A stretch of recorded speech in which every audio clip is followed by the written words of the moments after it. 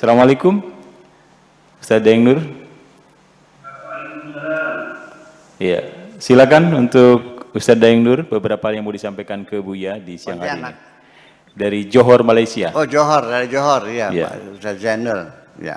Ya. Saya mau sedikit penjelasan mengenai Buya pernah mengatakan kutiup rohmu, kutiup rohku kepada rohmu. Kutiup rohku kepada rohmu lah. Minta sikit penjelasan. Maknanya kita manusia ni adalah hamba. Maknanya kita ni tak ada kelebihan. Kelebihan. Sebab Allah mengatakan kutiup rohku kepada rohmu. Minta Buya menjelaskan mengenai roh tu tadi. Terima kasih. Begitu saja. Ya, bagaimana Bapak? Baik. Pertanyaan. Ini ada sebuah ayat, kutiupkan ruhku kepada ruhmu, kepada ruhmu. Nah, ini minta penjelasan, ini maksudnya bagaimana, dan kemudian inti dari ruh itu sendiri apa, Buya? Oke. Itu penjelasannya. Jadi begini, kita kembali kepada informasi dari Al-Quran itu sendiri. Dikatakan, Bismillahirrahmanirrahim, wa idza sawaituhu wa nafakhtu fihi min ruhi faqa'u lahu sajidin. Yang artinya, wa idza sawaituhu, dan ketika aku sudah sempurnakan bentukmu sebagai manusia. Artinya sempurna bentuk manusia itu Allah yang menggambar, al-musawwiru yusawwiru fil arham, di dalam rahim kita digambar oleh Tuhan, bentuk tangan giginya 5, mata, telinga, rambut, mulut, kaki, tangan, kelamin, itu semuanya sudah sempurna. Nah, itu yaitu pada usia janin, dalam usia 4 bulan, baru wa nafakhtu fihi mir ruhi, baru kutiupkan dari rohku. Yang jadi pertanyaan, ketika janin itu, embrio itu dalam dalam perut ibu itu bertumbuh enggak? Sebulan, 2 bulan, 3 bulan, bertumbuh enggak? Bertumbuh. Hidup enggak? Hidup. Tapi bukan roh. Bukan roh basyariyah, bukan roh ketuhanan. Ruhnya roh hayawaniyah.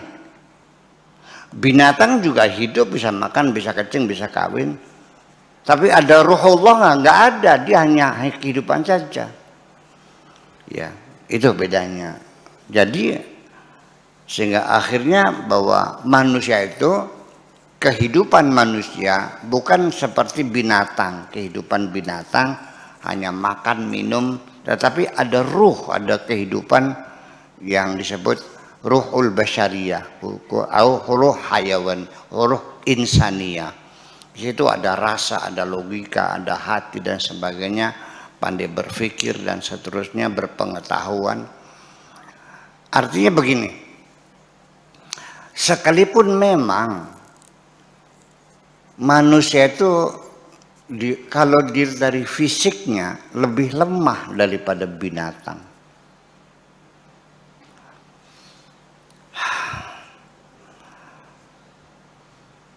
Anda dengan gajah, bisa enggak Anda panco sama gajah? Atau panco itu apa namanya itu? Bisa ngalahin gajah? Anda bisa ngangkat kayu sebesar itu melawan gajah? Nggak bisa, masih kuat gajah. Dari sisi fisik, manusia paling lemah. Pernah melihat cecak enggak? Jatuh dari pian, dari suhunan. Prak, jatuh. Buntutnya putus enggak? Setelah itu dia bisa lari enggak? Coba sekarang bayangkan Anda jatuh dari genteng. Bisa lari? Manusia lebih lemah dari cecak. Banyak enggak orang yang usia 50 tahun masih belum punya rumah? Tapi semua burung punya rumah. Mana yang hebat? Kita baru sekelompok satu tim saja, itu ada orang yang aneh-aneh bikin masalah, membuat kita bertengkar. Membangun kerukunan sesama kita, gotong royong, bikin musola, ya ada yang bantu, ada yang tidak. Ya, kita saling bermusuhan. Kalau kita lagi benci orang tidak bertegur sapa, betul enggak? Sering buang muka. Bayangkan kehidupan sosial semut dari ujung sana sampai ujung sana. Ketika bertemu bersalaman semua, betul enggak? Iya kan? Iya kan? Akan tetapi sekalipun semua burung itu bisa bikin rumah, tapi dari zaman dulu sampai sekarang ya rumahnya tidak pernah berubah. Betul nggak? Burung manyar ya rumahnya begitu. Tapi kita manusia setiap era, setiap orde rumah kita berganti-ganti. Sampai sekarang lagi terkenal rumah apa? Rumah minimalis ya. Iya. Bentuk jendela namanya lako. Ada yang dibuka dari bawah, ada yang dari atas, ada dari samping, ada yang lako, macam-macam lah. Ada yang pakai elektronik set, itu tirainya buka sendiri. Ya, manusia terus berkembang. Kan dari situ ada potensi ruh. Nah, jadi kalau sekedar hidup sih, manusia hidup, binatang juga hidup, sama hidup dalam artian nyawa mah. Tapi ruhullah itu berbeda. Makanya kalau manusia punya pertanggungjawaban. Karena kenapa? Jadi dengan adanya roh itu, manusia berarti itu menjadi posisi di tengah. Kerohanian yang ada pada malaikat juga ada pada manusia. Kebinatangan yang ada pada anjing, kambing, babi, kerbau itu juga ada pada manusia. Jadi manusia bukan malaikat, manusia bukan binatang, tapi campuran antara malaikat dan binatang. Jadi ketika manusia itu berbuat kemuliaan-kemuliaan, tentu dengan susah payah dia melawan nafsunya, melawan kebinatangannya, maka dia menjadi lebih mulia dari malaikat. Tetapi ketika dia berbuat jahat, melacur, membunuh, menipu dan sebagainya, dia merendahkan kemalaikatannya ke tingkatan kebinatangan. Maka ulaika kal an'am balhum adallu, mereka seperti binatang, bahkan lebih jahat daripada binatang karena dia merendahkan kemanusiaannya. Saya kira itu Al-Quran begitu jelas.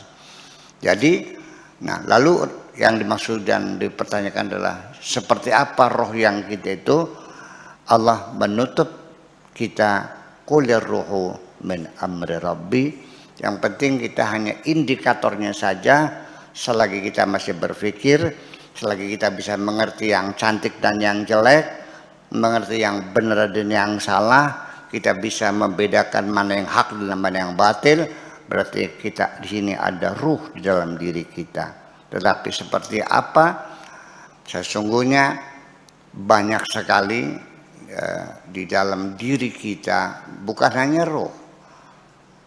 Sampai virus corona saja nggak bisa kelihatan mata kok.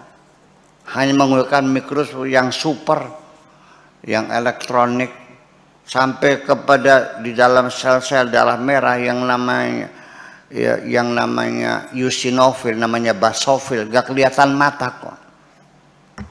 Mikroskop biasa nggak bisa ngelihatnya, tapi itu ada dan menentukan kehidupan kita.